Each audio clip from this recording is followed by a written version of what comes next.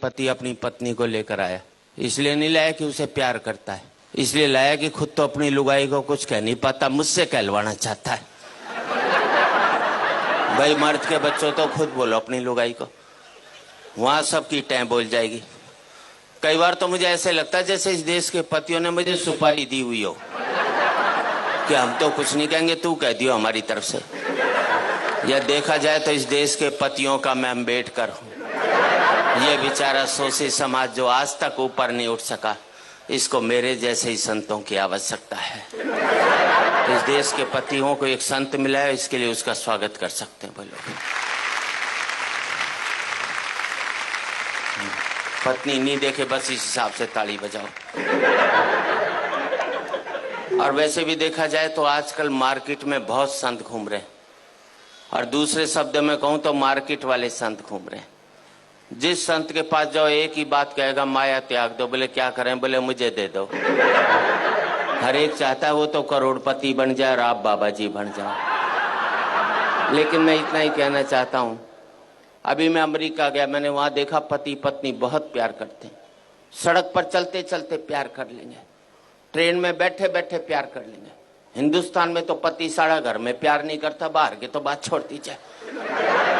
इतना प्यार करते हैं अमेरिका में पति पत्नी की, उनका प्यार का कोटा 2 साल में पूरा हो लेता है, फिर वो तलाक ले लेते हैं। हिंदुस्तानी पति पत्नी सुबह प्यार करेंगे, शाम को माथा फोड़ लेंगे, तो जिंदगी भर प्यार का कोटा पूरा ही नहीं हो पाता।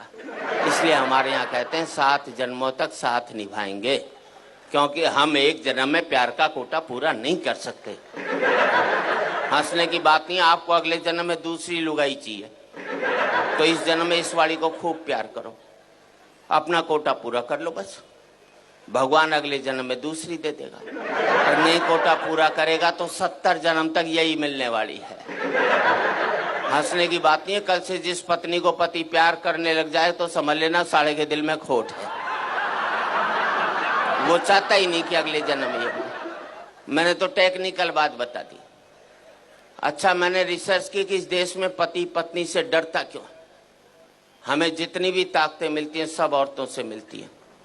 पैसा चाहिए लक्ष्मी जी के पास जाओ, बुद्धि चाहिए सरस्वती जी के पास जाओ, ताकत चाहिए दुर्गा जी के पास जाओ, आदमी के पास छोड़ा क्या? मेरे समझ में नहीं आया।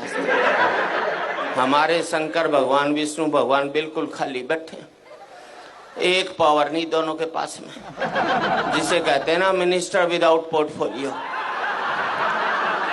इसलिए एक जाकर बेचारा पहाड़ पर बैठ गया, और कपड़े भी कितने दिए पहनने को, देखो इसे, गले में सांप और डाल दिया।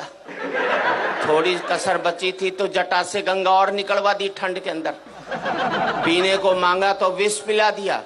ऐसे में आदमी तांडव नहीं करेगा तो क्या बांसुरी बजाएगा भाई? सीधी सी दूसरे को शेषनाग पर लिटा दिया, वो भी समुन्द्र में दूर दूर तक पीने का पानी भी नसीब नहीं हो सकता। अच्छा, दोनों बेचारे आपस में रोना भी नहीं रो सकते कि एक पहाड़ पर बैठा एक सागर में लेटा है, वरना दुखी पति आपस में बात करके मन हल्का कर लेते हैं।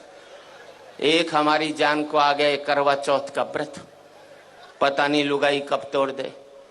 इधर व्रत टूटा उधर पति साफ, क्योंकि पति की जिंदगी के लिए रखा जाता है। इस देश में 100 व्रत ऐसे हैं कि पत्नी नहीं रखे तो पति की सेहत खराब हो सकती। एक व्रतशाला ऐसा नहीं बनाया जो पति नहीं रखे तो लुगाई के जुकाम भी हो जाते, तो हम तो बल्ला भी नहीं निकाल सकते। अभी करवा चौथ को घराड़ी बोली सोने का सेट दिला, मैंने कहा मैं तो नहीं दिलाता। बोले व्रत तोड़ू के? अंदर से रोटी ले आई, बोले ला रहा है कि अभी खाऊं? मैंने प्राण जाएंगे, ले आया। विदेशों में करवा चौथ के व्रत होते नहीं, इसलिए वहां तलाक हो जाते। अभी मैंने ब्याह की 25वीं वर्षगांठ मनाई, अमेरिका में होता तो 25वीं लुगाई की मना रहा होता, करवा चौथ नहीं होता ना वहां।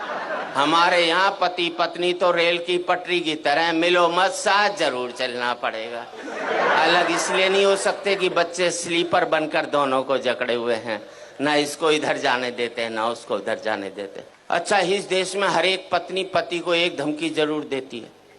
मैं तो बच्चों की वजह से टिकी हुई हूँ, वरना कब की निकल जाती। अब मैंने अपनी लुगाई से कहा, मैंने देख सारे बच्चे ब्याह लिए, अब तो निकल ले। बोले ना जरा पोते का ब्याह और देख लो, उसने कभी नहीं निकलना।